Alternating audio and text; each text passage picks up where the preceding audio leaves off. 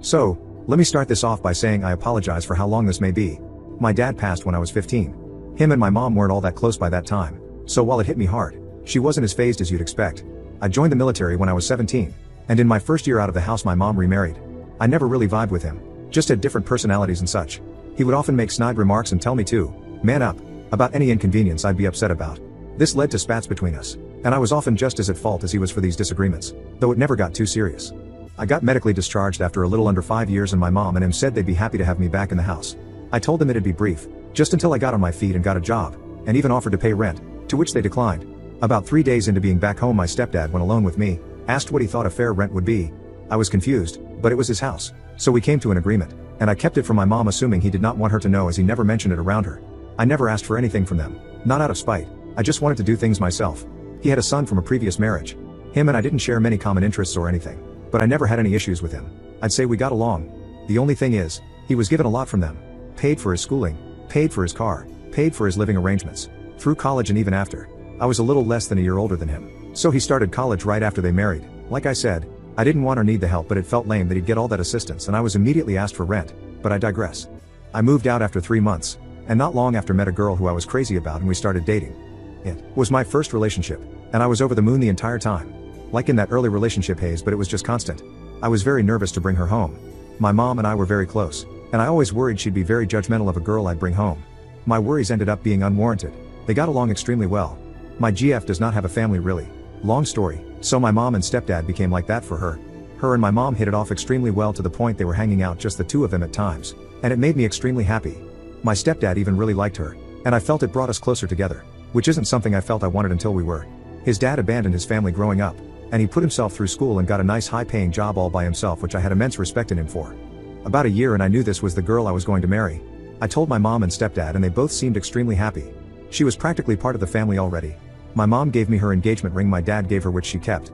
The job I had didn't pay great, so I figured even if it wasn't the ring she'd always have, it'd be a great placeholder. When I proposed, my GF told me it wasn't a placeholder and she absolutely loved it. I was legitimately never happier in my life.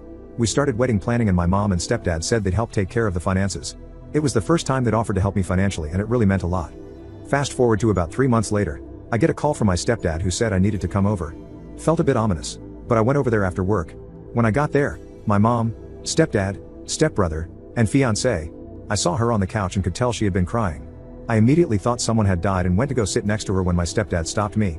He started hitting me with accusations of me cheating on her for our entire relationship. I was puzzled and told everyone there I don't even text any women I'm not related to besides her. Apparently, some girl had gotten my fiancé's number and told her that we were sleeping together for over a year now, but she didn't know I was in a committed relationship. She sent her screenshots of alleged conversations and knew stuff about me that a random person wouldn't know. I, like a fool, couldn't see what was happening in front of me. I was stunned, saddened, and furious. I begged her from across the room to look at my phone and see I'd never done any of that. Her and my mother were both weeping, and I started to cry. My stepdad called me every word he could think of and escorted me out of the house while telling me if he saw me on his property again, he'd call the police. I spent the next several weeks trying to contact them to no avail. Calls, texts, voicemails, every messaging app out there, nothing. After those weeks I got a call from my stepdad who told me to stop trying to contact her, and that I was never welcome in his house or around his family again. I tried to call my mother over this time to no avail as well. After about a month, all I got from anyone was a text from my mother saying how sad and disappointed she was. My mom didn't really have much family, so they always spent holidays with my stepdad's side. They all shunned me as well. I saw their Christmas pictures on Facebook with my ex-fiancé present and seemingly in good spirits, which crushed me. The only family I had that would talk to me at all was my dad's brother and his family. Despite that even, they all seemed wary of me too. The only one that I think truly believed me was my uncle. I don't think I'd have made it without him honestly. He showed me what I'd been missing in fatherly love, and I've never been so grateful for anyone. About 6 months after it all, I moved away from the East Coast and settled out in California, needing to get away from it all. A little less than a year after I moved, I got call from an area code from back home, which I rarely got anymore. I picked up and it was my stepbrother, whom I promptly hung up on. He called me back, and I ignored it, but it stuck with me all day. I decided that if he called back again, I'd pick up, which he did later that night. It was awkward, at best. He told me my fiancée was really torn up for a long time. It took her nearly a year to even start looking again for a significant other. I hadn't at all since it ended. A few months into her doing so, my stepdad encouraged him to ask her on a date, which he did. Things went okay for the first couple outings but never really clicked apparently. He told my stepdad about that, and the idiot told him, "I didn't get rid of Aunt for nothing. She's a great girl, you need to figure it out with her." I almost collapsed, and it was quickly replaced with anger. Apparently, he had gotten a girl, I still don't know who, to pose as someone I had an affair with and forged some message screenshots to have her sent to my fiancé. He told me he'd said it to him about a month ago, and he didn't know what to do. Apparently, it bothered him enough that he couldn't just sit on the info anymore. So he told me and said he was going to tell my mom and fiancé the next day. He called me first as a courtesy, so he knew what to say to them regarding me. I told him where I was, and that I'd appreciate it if they didn't immediately contact me, so I had some time to digest it all. That was last Tuesday. I just texted him and told him I was ready to talk to them if they wanted to, and that they could call me tomorrow. I really don't know what I'm gonna say, or them for that matter. I expect some tears and a good number of apologies among other things. I don't really know if I'm ready to give forgiveness or anything like that. The only person I've told so far is my uncle, who I've asked to keep it to himself. Sorry again for how long this was. My therapist picked a shit week to go on vacation, and I needed to vent. Update, we'll post a longer update tonight I think. No phone calls from anyone else yet, but a good call from my stepbrother that felt nice. I appreciate the support from everyone. I'll try to get to all the comments as well when I get a chance. Update, my stepdad turned my family against me. February 6, 2023. Alright, sorry for the delay. Busy day at work, and obviously a lot of other stuff on my mind. My stepbrother called me this morning and told me exactly what happened this past week. So apparently, what my stepfather said wasn't exactly what he told me. He elaborated more and said he was very careful with his words so as to not incriminate himself. Per him, heavily and very clearly implying what he did without directly saying what he did.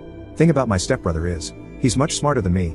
Instead of just walking to my mother and fiancé with that and getting into a shouting match with his dad, he took a different course that I wouldn't have thought of. He got a hold of my ex's phone and found the girl. Said it took him forever to backtrack it. He gave her a call and got her to meet him out in public. That's where it all came to head. She was a Tinder match with my stepfather, which I think pretty clearly indicates that he had been sleeping around on my mom. That irritated me even more, for obvious reasons. This girl alleges they did not sleep together. However, whether that is the truth did not matter to me. What does is my stepbrother talked to her and pulled on her heartstrings with the story and all that had happened. For the record, she clearly knew what she was doing. Maybe the time and hearing what had happened to me really shook her up, but again, it doesn't matter to me. She told him what happened. $1,000 for a phone call. That was the deal. He told her what to say and supplied the pictures of evidence. She made the call and that was that. My stepbrother asked her if she could tell my mother and ex, and even offered to pay her again for the record. She agreed to for free and that happened on yesterday. My stepfather is on a business trip until Wednesday, so it was the four of them there. She came in and spilled it all to my mom and ex. Stepbro said the tears started almost immediately from all three of them. After everything he told them I was in California and that he'd tell them when I wanted to be contacted. Was before I texted him. A little backstory for you guys to try to understand some stuff about my mother and ex-fiancé, and this is in no way defending their actions. Just to help some folks understand. My mother and I were inseparable after my dad passed. We were each other's rock. When I turned 16, I began to drink to kinda dull it all a bit. I told my mom we'd spend New Year's together the year I was 16 and ended up out with my friends drunk as all hell. I got a text from my mom who spent the night alone at home and that was where we were never quite the same. She sent me a text about how sad she was all alone. And I felt like complete shit over it. I stopped drinking that day until after everything went to hell. She is the type of person to always need someone. She can't handle being alone. I think when her and my dad's love began to fade, I filled that void. And when I was growing and ended up leaving home, my stepfather filled that void. Then my ex. As I said earlier, she doesn't have a family really. She had some real trust issues due to this along with some really nasty past relationships. Despite this, she never would talk badly about past boyfriends, which I really admired. One was physically abusive, and I consider that an obvious exception. I, despite being debilitatingly shy, have been often told that I'm cute, especially by younger girls. Meaning younger than me, not children. I really never liked that title, as it's not very masculine, but got over it and learned to appreciate my boyish face and how often I would blush. My fiancé is just shy of 3 years older than me. I've always preferred older girls, and never given much time or thought to the girls who seemingly liked me because they were 18-20. This didn't stop attention which upset my fiancé. She'd often ask why I wasn't interested in these girls / why I didn't leave her for someone younger and prettier, etc. I always found her extremely attractive, significantly more attractive than me honestly, and would always reiterate that to her, and that I never cared about any other girl. Okay, sorry to get off track. That again I hope brings a little insight to why I think they did what they did and believed what they believed. Again, this is not an excuse for them, nor am I really all that understanding personally. At the end of the call with my brother, he said they both wanted to call today, and I told him that it'd be fine. So, I sat and waited. By about 3 p.m. I was a little confused. I started to wonder if he'd made it all up to mess with me. It really worried me honestly. I got a text from him asking if I was all good. I said yeah, and asked if they were actually planning on calling today. He said they'd been trying for the last few hours. I'd blocked them both when I moved out west and forgotten. Why I didn't block him, I don't know. I'm thankful I didn't though. I unblocked them both and got a call from my mom about 10 minutes later. First thing she said was I sounded different. I almost hung up right then. Took all I had to just say, yeah. She broke down immediately after that. I really thought I'd feel more. I'd be lying if I said I felt nothing, but the pain of it all just took hold of me more than her words. She asked if I'd gotten her texts. I said no. I guess she'd been trying to text over the last year, but I had her number blocked. If she really wanted to reach me, she could have.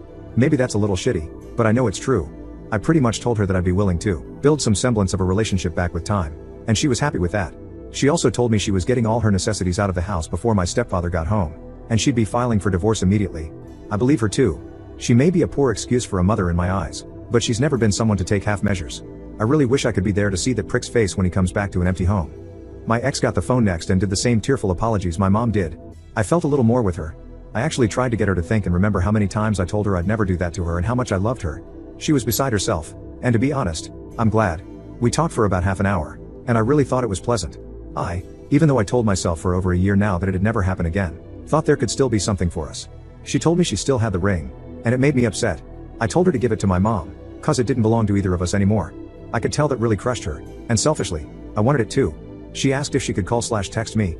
I told her it was fine, but to not expect a prompt response either way, which she understood. Pretty much gave her the same ultimatum as my mom. Though I said any chances of us having a future relationship were very slim. She said she understood that too. I talked to my brother last and thanked him for everything he'd done. He was helping my mom get her stuff out of his father's house.